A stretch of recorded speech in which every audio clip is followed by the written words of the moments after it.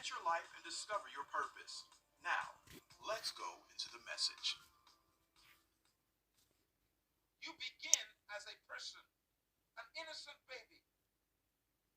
And the moment you were born, your culture and your family and your environment and your educational system begins to form your belief system. And that could be detrimental. Because if your culture and your environment does not teach you the truth, then you will believe a lie, even about yourself. And your belief system becomes your personal philosophy out of which you influence other people. That's why the foundation of your public leadership is determined by your private belief system. And that is why I am teaching you carefully, line by line, to challenge your ideas about yourself. Because you came out of a history, just like I did, where we were formerly oppressed by colonial imperialism, which taught us some ideas that were not true about you.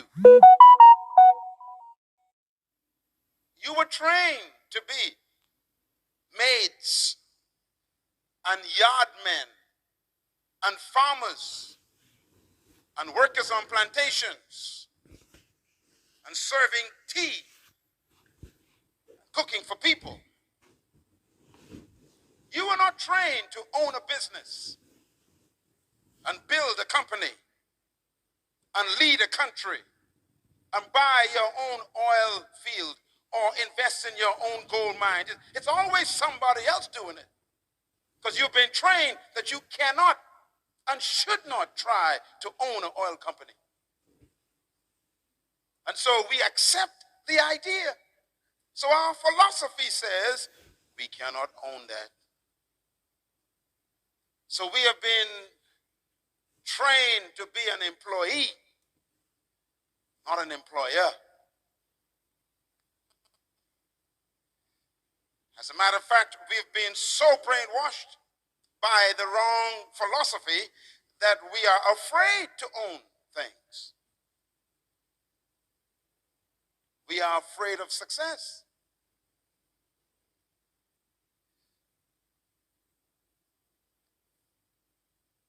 Even the religion we were taught reinforced our lack of self-belief. You know what you were taught for the last 100 years in religion. Your doctrine came from another country. Your belief system was imported by people who owned your forefathers. And they taught us songs to sing, didn't they? Songs like, I got a shoe, you got a shoe. All of God's people got a shoe. When I get to heaven, I'll put on my shoe. I'll walk all over God's heaven. Interesting song. So the enslaved, oppressed person sang that song. And they sang it to the master, the oppressor. They said to the master, I got a shoe and you got a shoe. Both of us are God's people. We got shoes. You wear yours now, I'll wear mine in heaven. That's a dumb song. But we sang that in churches and believed it. And even had the spirit on it. I got a shoe. That's a dumb song. What you're telling the master is, you prosper now, I'll stay poor now, I'll be rich later.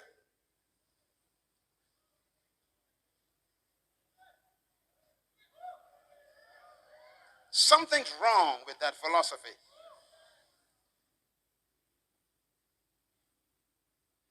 And And so they make us afraid of prosperity. They say things like, you don't want to prosper, you might forget God. So stay poor and you'll stay humble before the Lord.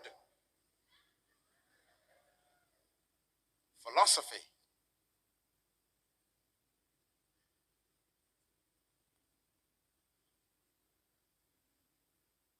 As a man thinks, so he leads. So the pastor who comes out of that philosophy preaches to his people. Stay away from politics. Stay away from money. Stay away from power. Stay away from influence. Just hang on until Jesus comes.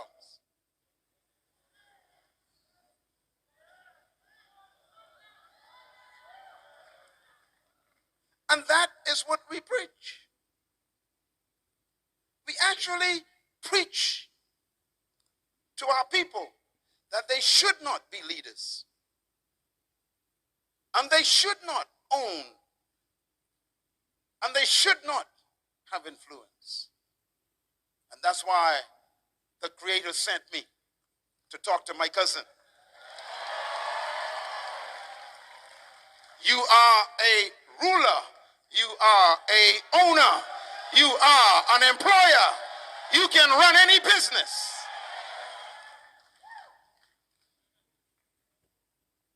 But you got to change your belief system. Let me show you a picture of a little boy. See that little boy? I wonder who he is. Can you tell me who he is? No one knows who he is. Just an innocent child. Remember, everybody is born as a person. This little boy came from a family, a broken home. His father abused him. His father was religious, but yet beat him, hurt him. The little boy grew up with a twisted belief system about God. Let me show you who this little boy really is. That's the little boy. He looks so innocent, doesn't he? But the boy is really that man.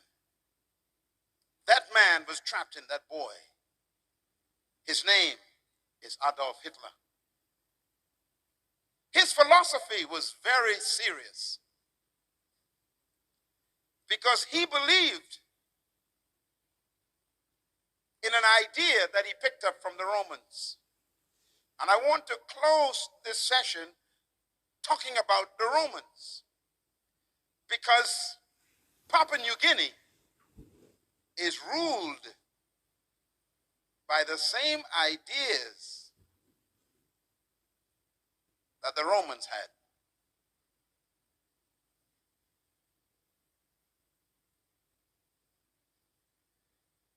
Hitler believed that he was born and chosen by God to restore the Roman Empire. He believed that. He believed that he was created and born to bring back the glory of Rome, and therefore he had to subdue all of Europe because Rome ruled the whole world from Africa all the way to England. Rome was the most powerful empire and kingdom in history. Rome was the first kingdom to colonize the whole world. No kingdom has ever arisen to be greater than Rome. Rome was the most successful colonization process in history. Rome ruled the whole known world of Europe. And Hitler believed that he was born to restore the glory of Rome. He called it Mein Kampf.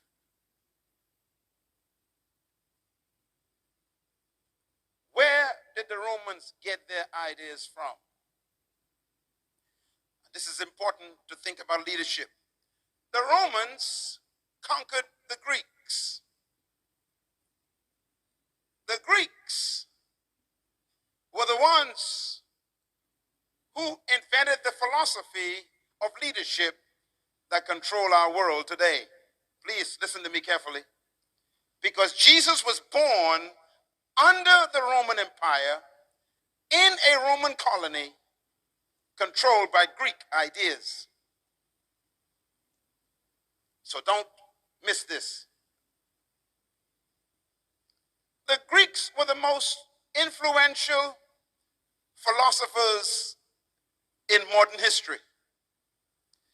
The Greeks were the ones who invented the ideas that control the world right now.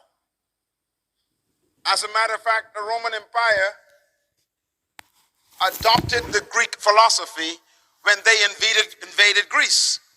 The Romans were so powerful that they conquered Greece and destroyed the Greek Empire, but they did not destroy the Greek libraries. The Romans are smart people. They took the Greek libraries and they adopted the Greek ideas and philosophy of leadership.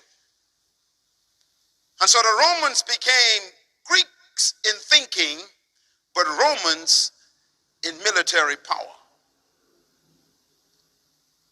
I want to give you quickly why this is important to you in Papua New Guinea. Because Papua New Guinea is a product of the Romans. And Papua New Guinea was ruled by Greek ideas. And that's why we are having difficulty right now with the mentality of the Papua New Guinea people. So you have to listen carefully what I'm going to say. I'm going to talk about your future and your past. The Greeks believed certain things about humanity and about leadership. The Romans adopted them, and the Europeans used them, and they colonized Papua New Guinea. And they used the same ideas of the Greeks to control Papua New Guinea. Papua New Guinea is a very young country. You are still battling with Greek ideas. I'm going to prove it to you. Because every colonization process carried the Greek idea and subdued the people. What did the Greeks believe that's important to you? Write them down. Number one, the Greeks believed that leadership was a product of natural endowment. Very important words. The Greeks believed that leadership was a product of natural endowment. What does this mean? Some of you know about the Greek philosophers who changed the history of the world. Let me give you a few of their names. Plato, very powerful Greek thinker. Aristotle, very powerful Greek philosopher. Socrates, a very powerful Greek thinker. These are the kinds of thinkers who gave their ideas that control the world today.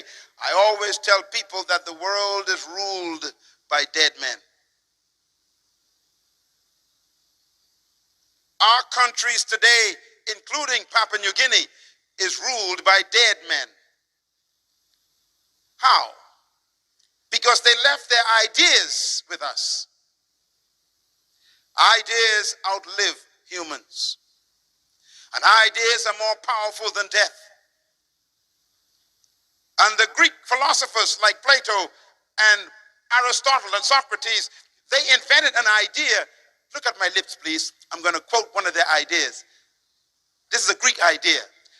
Demokrata. Demokrata is a Greek word. The Greeks invented the idea of democracy. Democracy is not from the Bible, it's from Greece.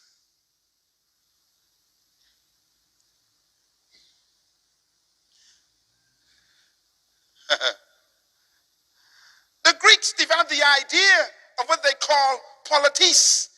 Politis is a Greek word. It means chief citizen. Politis. It's where we get our word politician from.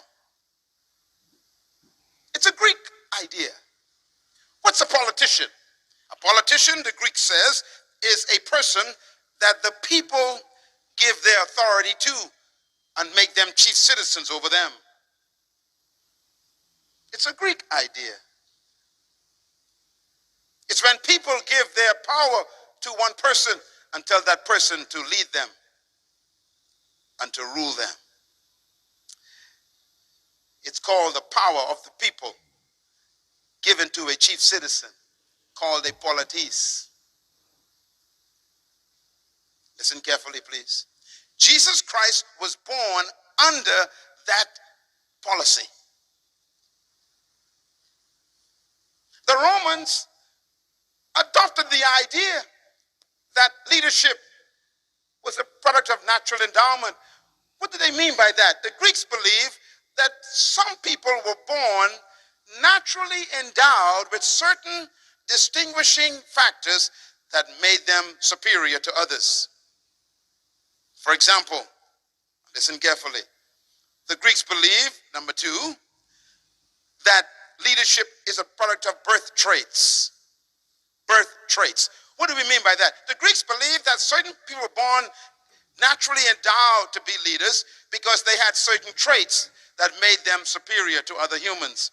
For example, the Greeks believed that if you were born with sharp nose and blonde hair and blue eyes and thin lips, you were automatically a leader.